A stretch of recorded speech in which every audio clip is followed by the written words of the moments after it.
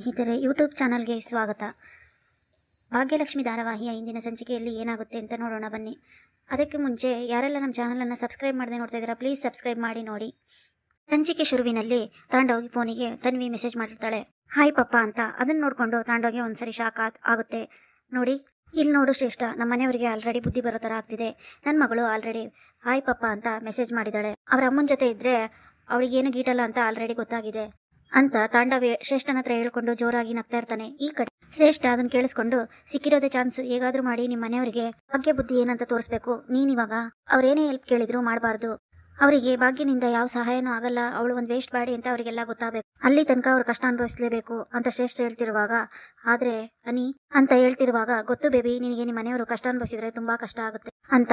ಆದ್ರೆ ಅವರೆಲ್ಲರೂ ನಿನ್ ಕಡೆ ಬರಬೇಕು ತಾನೇ ಅಂತ ಆಸೆ ಇದೆಯಲ್ವಾ, ಅದಕ್ಕೆ ಅವರೆಲ್ಲರೂ ಭಾಗ್ಯದಿಂದನೇ ಇರಬೇಕು ಅಂತ ಅನ್ಕೊಂಡಿದ್ಯಾ ಹೇಗೆ ಅಂತ ಶ್ರೇಷ್ಠ ಕೇಳ್ತಿರುವಾಗ, ನೋ ಹನಿ, ನಾನು ಇಷ್ಟೆಲ್ಲ ಮಾಡ್ತಾ ಇರೋದು ನಮ್ಮ ಅಪ್ಪ ಅಮ್ಮ ನನ್ನ ಮಕ್ಕಳೆಲ್ಲ ನನ್ನ ಕಡೆ ಬರಬೇಕು ಅಂತ. ಆ ಎಮ್ಮೆ ಭಾಗ್ಯ ರೋಡಿಗೆ ಬಿದ್ದು ಮನೆ ಮುಂದೆ ಭಿಕ್ಷೆ ಬಿಡಬೇಕು ಅನ್ನೋದೇ ನನ್ನ ಗುರಿಯಾಗಿದೆ ಅಂತ ತಾಂಡವ್ ಹೇಳ್ತಿರುವಾಗ, ಮತ್ತೆ ಇವಾಗ ಅವ್ರು ಏನೇ ಕೇಳಿದ್ರು ನೀನು ಹೆಲ್ಪ್ ಮಾಡಬೇಡ, ನೀನು ನಾನು ಹೇಳೋದನ್ನ ಕೇಳಲೇಬೇಕು ಅಂತ ಶ್ರೇಷ್ಠ ಹೇಳ್ತಿರುವಾಗ, ಓಕೆ ಯು ಆರ್ ರೈಟ್ ಅನಿ ಅಂತ ಹೇಳ್ಬಿಟ್ಟು ತಾಂಡವ್ ಭಾಗ್ಯನ ನಂಬರಿಗೆ ಫೋನ್ ಮಾಡ್ತಾನೆ. ಆಗ ಆ ಕಡೆ ರಿಸೀವ್ ಮಾಡಿ ಹಾಯ್ ಪಪ್ಪ ಅಂತ ಹೇಳಿದಾಗ, ಹಾಯ್ ಮಗಳು ಹೇಗಿದ್ಯಾ ಅಂತ ತಾಂಡವ್ ಕೇಳ್ತಾನೆ.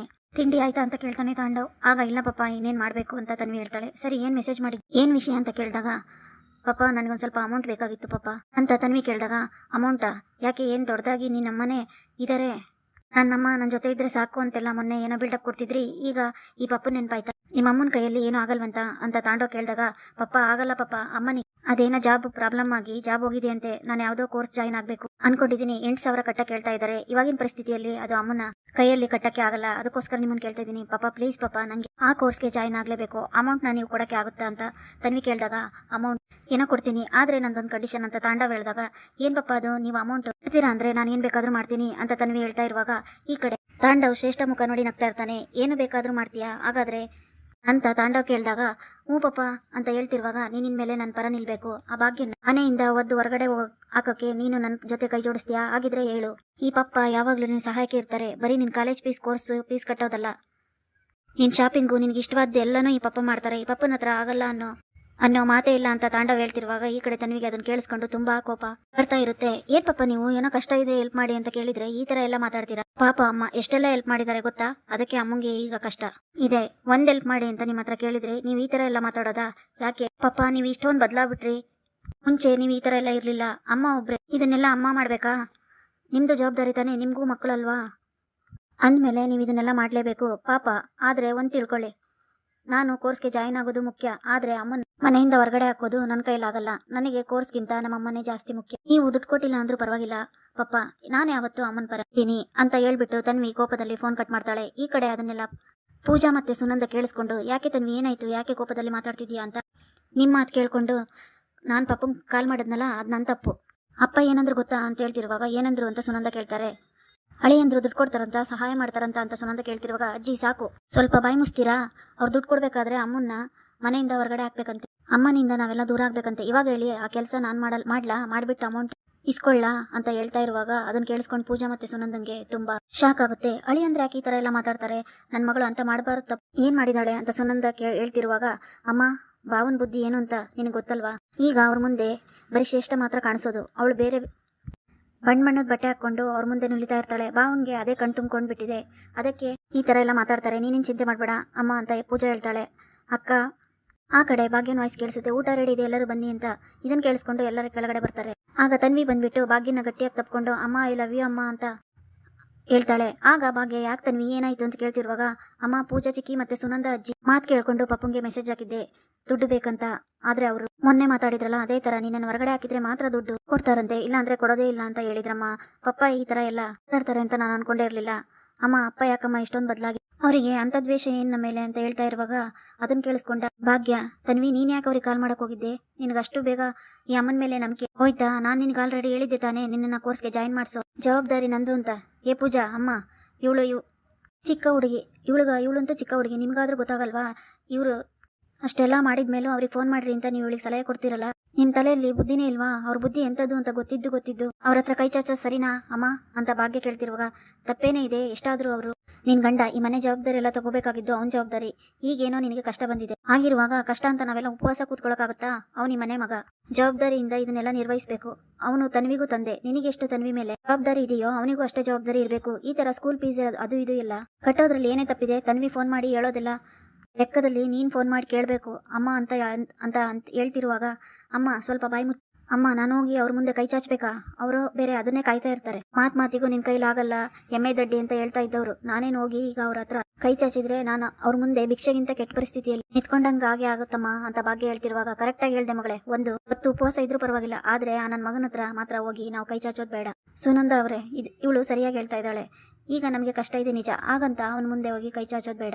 ಒಂದ್ ವೇಳೆ ನಾವು ಅವನ ಹತ್ರ ಸಹಾಯ ಪಡ್ಕೊಂಡು ಭಾಗ್ಯನ ಅವನ ಮುಂದೆ ನಾವು ಕೇಳಕ್ ತೋರಿಸ್ದಂಗಾಗುತ್ತೆ. ಭಾಗ್ಯ ಅವನ ಮುಂದೆ ಯಾವತ್ತೂ ತಲೆ ತಗ್ಗಿಸಬಾರ್ದು. ಅವರಿಬ್ರು ಒಂದಾಗ್ಬೇಕು ನಿಜ, ಆದ್ರೆ ಭಾಗ್ಯ ಅವನ ಮುಂದೆ ಕೀಳಾಗಿ ನೋಡೋದು ನನಗೆ ಸ್ವಲ್ಪನೂ ಇಷ್ಟ ಇಲ್ಲ ಅಂತ ಕುಸುಮ ಹೇಳ್ತಾರೆ. ಆಗಲ್ಲ ಬಿಗ್ರೆ ಅಂತ ಸುನಂದ ಹೇಳಕ್ ಬರುವಾಗ, ಹಾಗೂ ಇಲ್ಲ ಈಗೂ ಇಲ್ಲ, ತಾಂಡವ್ ಈ ಮನೆಗೆ ಬರಬೇಕು. ನಿಜ, ಅದು ಹೇಗೆ ಬರಬೇಕು ಅಂದ್ರೆ ಆ ಮಿಟಕ್ಲಾಡಿ ಬುದ್ಧಿ ಗೊತ್ತಾಗಿ ಬರಬೇಕು.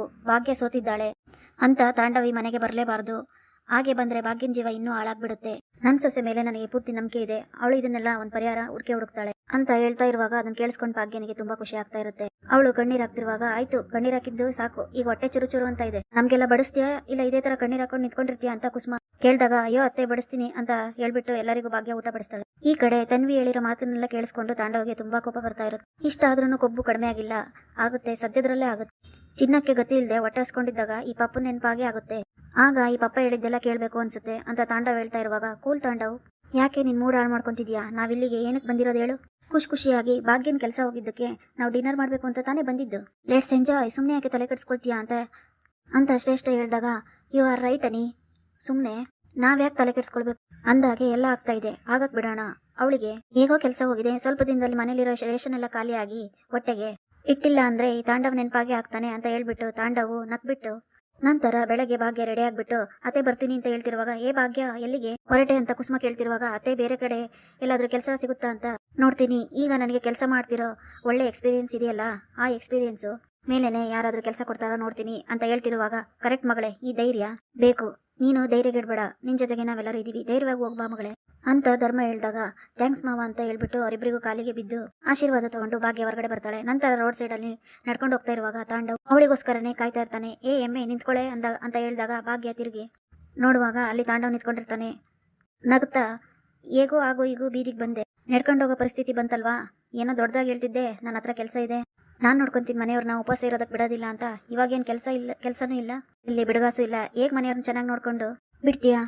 ನೋಡೆ ಎಮ್ಮೆ, ಓಪನ್ ಚಾಲೆಂಜ್ ಆಗ್ತಾ ಇದ್ದೀನಿ, ಇಷ್ಟರಲ್ಲೇ ಮನೆಯವರೆಲ್ಲರೂ ನನ್ನ ಪರ ನಿಲ್ತಾರೆ, ನೀನು ಇದೇ ಬೀದಿಯಲ್ಲಿ ನಿಂತ್ಕೊಂಡಿರ್ತೀಯ. ಅವತ್ತು ಅದೇ ಮಾತು ಹೇಳಿದ್ದೆ, ಇವತ್ತು ಅದೇ ಮಾತು ಹೇಳ್ತಾ ಇದ್ದೆ, ಆತರ ಆಗಿಲ್ಲ ಅಂದ್ರೆ ಇನ್ ಸ್ವಲ್ಪ ದಿನದಲ್ಲೇ ನೀನು ನನ್ನ ಎದುರುಗಡೆನೆ ಬಂದು ನನ್ನ ಹೆಸರನ್ನು ನೀನೇ ಚೇಂಜ್ ಮಾಡಬಹುದು ಅಂತ ತಾಂಡವ್ ಹೇಳ್ಬಿಟ್ಟು ಜೋರಾಗಿ ನಗ್ತಾ ಇರುವಾಗ ಭಾಗ್ಯ ಅವನ ಮುಖಾನೇ ನೋಡ್ತಾ, ರೀ ಚೆನ್ನಾಗಿದ್ದೀರಾ ತಾನೆ? ನೀವು ಬೆಳಗ್ಗೆನೆ ಏನಾಯ್ತು, ನಿಮಗೆ ಕನಸೇನಾದ್ರೂ ಬಿತ್ತಾ ಏನು? ನಾನು ಸೋತಿಲ್ಲ, ಈ ತರ ನಾನು ಮುಂಚೆನೂ ಪರಿಸ್ಥಿತಿ ಇತ್ತು, ಅವಾಗೇನಾದ್ರೂ ನಾನು ನನ್ನ ಮನೆಯವರು ನಿಮ್ಮ ಹತ್ರ ಬಂದು ಸಹಾಯ ಕೇಳಿದ್ರಾ? ಇಲ್ಲ ತಾನೇ, ಇನ್ ಮುಂದೆನೂ ಕೇಳೋದಿಲ್ಲ. ಆ ಕೆಲಸ ಹೋದ್ರೆ ಏನಾಯ್ತು? ಪ್ರಪಂಚದಲ್ಲಿ ಅದೊಂದೇ ಕೆಲಸನಾ ಇರೋದು? ದುಡ್ಕೊಂಡು ತಿನ್ನೋರಿಗೆ ನೂರಾರು ಕೆಲಸ ಇರುತ್ತೆ, ನನಗೇನೋ ಅದೇ ಕೆಲಸ ಇದೇ ಕೆಲಸ ಆಗ್ಬೇಕು ಅಂತಿಲ್ಲ. ನಮ್ಮ ಮನೆಯವರು ಚೆನ್ನಾಗಿರ್ತಾರೆ ಅಂದ್ರೆ ನಾನು ಯಾವ ಕೆಲಸ ಮಾಡೋದಕ್ಕೂ ರೆಡಿನಿ. ಆದ್ರೆ ಒಂದ್ ತಿಳ್ಕೊಳ್ಳಿ, ನಾನಾಗ್ಲಿ ನಮ್ಮ ಮನೆಯವರಾಗ್ಲಿ ಯಾವತ್ತೂ ನಿಮ್ಮ ಹತ್ರ ಕೈ ಚಾಚೋ ಪರಿಸ್ಥಿತಿ ಬರೋದೇ ಇಲ್ಲ. ಆ ತರ ಬರೋದಕ್ಕೆ ನಾನು ಬಿಡೋದು ಇಲ್ಲ. ನಾನು ಕೊನೆ ಉಸಿರಿರೋವರೆಗೂ ನಮ್ಮ ಮನೆಯವ್ರನ್ನ ನಾನು ಚೆನ್ನಾಗಿ ನೋಡ್ಕೊಂತೀನಿ. ನೀವು ಈ ತರ ಕನ್ಸ್ ಕಾಣೋದ್ ಬಿಟ್ಟು ನೆಮ್ಮದಿಯಾಗಿರಿ, ಬರಲ್ಲ ಅಂತ ಹೇಳ್ಬಿಟ್ಟು ಭಾಗ್ಯ ಸೀರೆ ಸೆರಗ್ನ ಕೊಡವು ಬಿಟ್ಟು ಅಲ್ಲಿಂದ ಹೋಗ್ತಾಳೆ. ಅದನ್ನ ನೋಡ್ಕೊಂಡು ಕೆಲಸ ಹೋದ್ರೂ ಕಬ್ಬು ಸ್ವಲ್ಪನೂ ಕಡಿಮೆ ಆಗಿಲ್ಲ, ಆಗುತ್ತೆ, ಎರಡೇ ದಿನದಲ್ಲಿ ಆಗುತ್ತೆ, ನಿಮ್ಮ ಮುಸುಡಿಗೆ ಎಲ್ಲೂ ಕೆಲಸ ಹುಟ್ಟಲ್ಲ ನೋಡು, ಹಾಗೆ ಆಗುತ್ತೆ ಅಂತ ಹೇಳ್ಬಿಟ್ಟು ತಾಂಡವ್ ಮತ್ತೆ ನಗೋದಿಕ್ಕೆ ಸ್ಟಾರ್ಟ್ ಮಾಡ್ತಾನೆ. ಇಲ್ಲಿಗೆ ಈ ಸಂಚಿಕೆ ಮುಕ್ತಾಯವಾಗುತ್ತೆ. ಈ ವಿಡಿಯೋ ಇಷ್ಟವಾದಲ್ಲಿ ಪ್ಲೀಸ್ ಸಬ್ಸ್ಕ್ರೈಬ್ ಮಾಡಿ, ಶೇರ್ ಮಾಡಿ, ಲೈಕ್ ಮಾಡಿ. Thanks for watching.